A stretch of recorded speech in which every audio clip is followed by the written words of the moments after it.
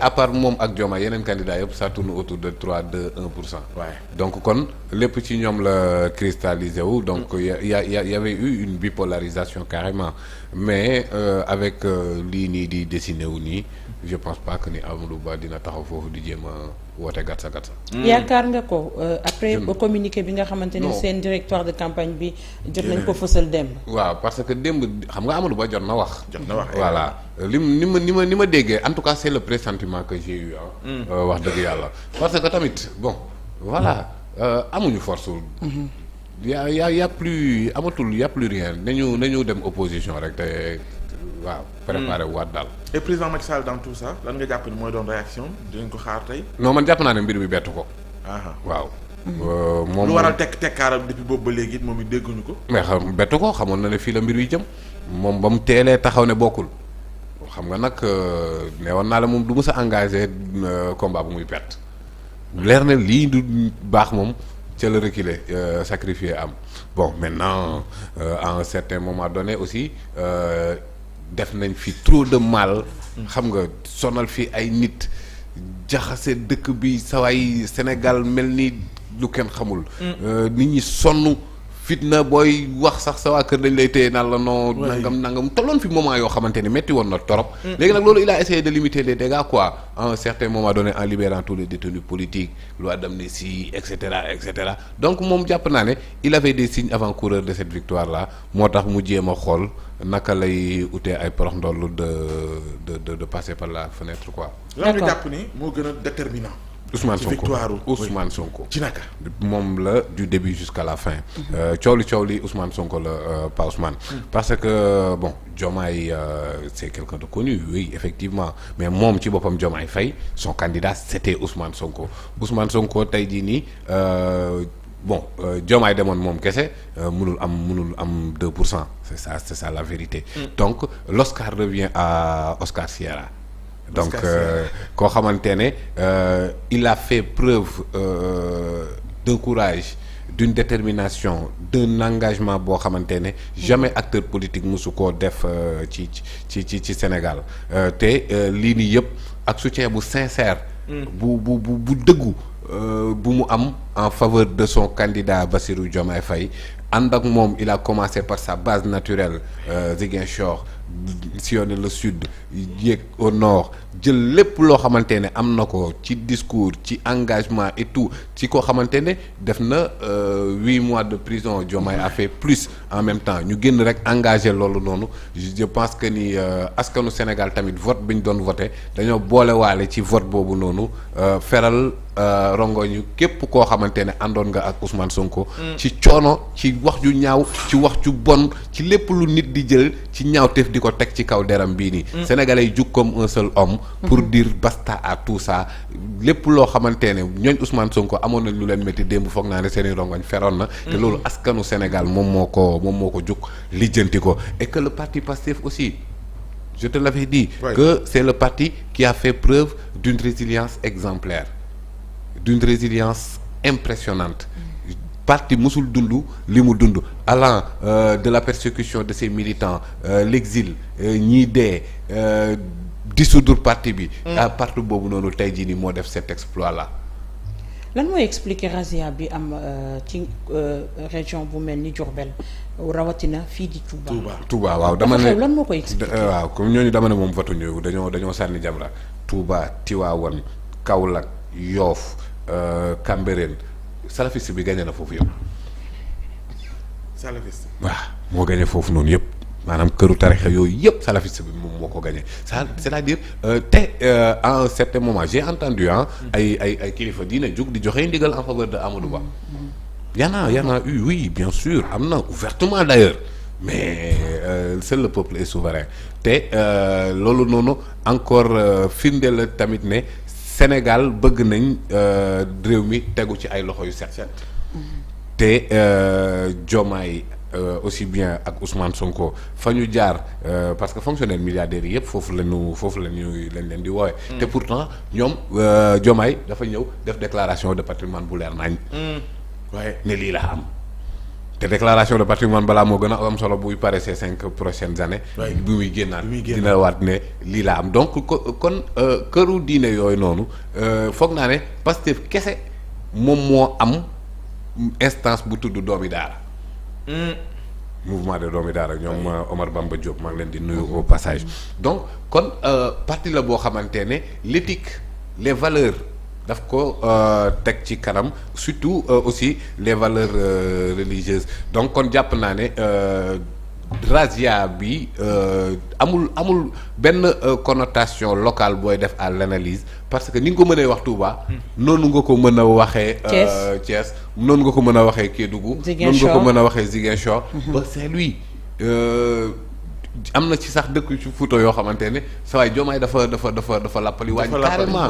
dafa am ballottage bu baax. voilà surtout ci zone boo xamante ne yaa Cheikh Oumar Anne yaa Aïssata Tall Racine Farba c'est de l'autre côté Matam mais Podor bi foofu la gënoon a metti alors donc par exemple Kaolack presque commune yëpp nekk foofu noonu saa yi daf ko kii donc kon daal finalement comme son mot l'indique razzia la te loolu noonu bu ñu ne lan mooy def déclic bi rek c'est déclic bi mu ngi jógee ci février 2021 coow Adji Sarr Ousmane Sonko waaw ñëw parce que de là est surgi cet acharnement cette agression violente contre une formation politique sénégalais bëggul injustice nga téye ay nit sawaay lu nekk nga tuumal leen ko ci wax ju bon ci wax ju ñaaw te foog naa ne yooyu noonu tamit il faut que ñu marquer le point pour dire que plus jamais ça ce n'est pas une question de fayantu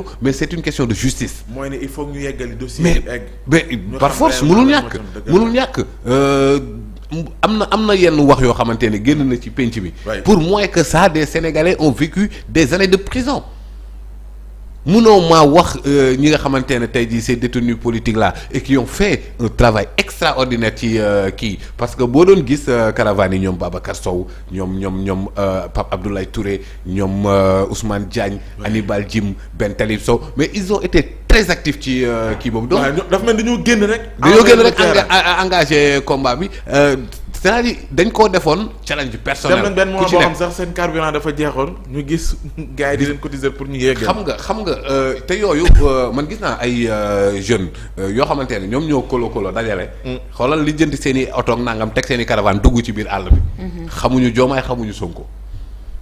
c'est-à-dire ce don de soi. pour la patrie. waaw loolu noonu nag parce que qui indiquait cette voie dafa matérialiser le don de soi pour la patrie. Ousmane Sonko. parce que bu toogoon impôt et domaine rek teg la ay tànkam. saa waay mooy loolu. mais son engagement pour son peuple avoir un projet de société taxaw dëggal boppam ci kanamu loolu noonu lu nekk daj ko ci persécution dóor toj oto xotti yére gazé lu nekk mu daj ko ci. dem prison réanimation dans le coma lépp am na fi. tey mën nañ ko ne nag gàcce ngàllama Ousmane Sonko. fal na ay maire fal na ay député tey fal na président de la république te ba léegi kat mi ngi noonu. ba muy fal yi député nekkul woon ci liste ba.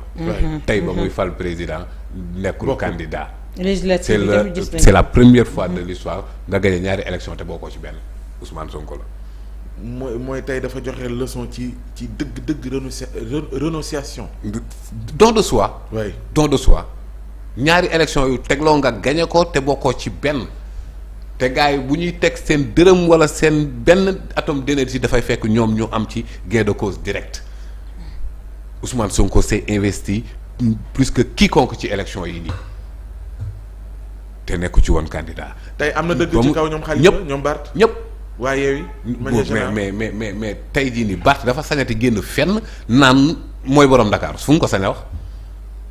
fan la ko sañ a wax. naan mooy borom Dakar ñu téye la sa bureau de vote làppali la ba nga nooy nepp fekk la sa commune dóor la ba nga nooy nepp bay na Guèye. mën na ne présidentiel laajuma Khalifa doon laaj. déet moom moo te du moom moo ne woon mooy borom Dakar. waaw Khalifa laajut bu doon Ousmane Sonko laajul Diomaye laaj. waaw Khoureyssi laajul Diomaye laaj Abbas laajul Diomaye laaj ñoo ko boole duma laa la wax mun na wax ne mooy borom Dakar. saa yi ki doon laaj njagañaaw la dëkk de dëkkul Dakar de. da kay Pastef moo ko teg ci mairie bee mu neex ko mu naqari ko looloo am te tey wan nañ ko nit da ngay gore. la fin du système dafa yóbbaale ñoom ñëpp.